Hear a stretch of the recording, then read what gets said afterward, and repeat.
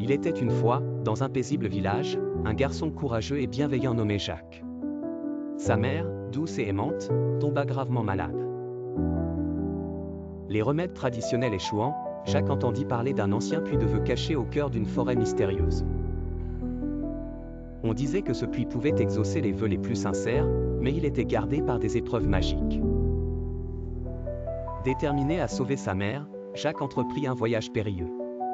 Le matin de son départ, il embrassa sa mère, lui promettant de tout faire pour la guérir.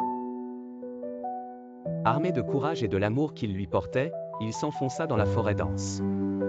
Après plusieurs jours de marche, il arriva enfin devant le puits. Enveloppé d'une lueur magique, il se tenait prêt à faire son vœu. Avant qu'il puisse se pencher sur le puits, un dragon majestueux et redoutable apparut. Le dragon lui expliqua qu'il devait prouver son courage et son altruisme pour obtenir l'eau. Jacques fut confronté à une série d'épreuves.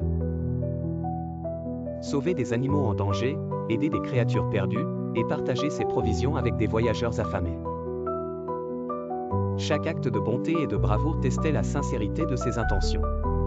À travers ces défis, Jacques démontra une véritable compassion et une détermination sans faille. Le dragon, impressionné par la pureté du cœur de Jacques, le conduisit finalement au puits. Avec une foi sincère, Jacques formula son vœu pour la santé de sa mère. Versant quelques gouttes de l'eau magique dans une fiole.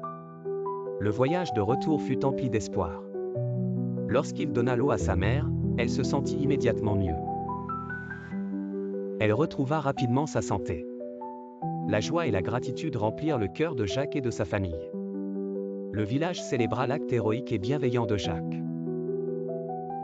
qui avait non seulement sauvé sa mère mais aussi prouvé que le véritable pouvoir réside dans l'altruisme.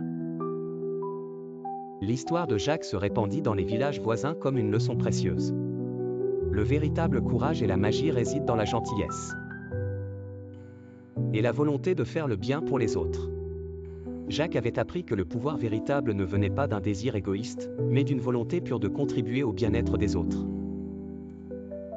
Son acte de bravoure et de générosité laissa une empreinte durable, inspirant d'innombrables personnes à suivre son exemple avec un cœur ouvert et sincère.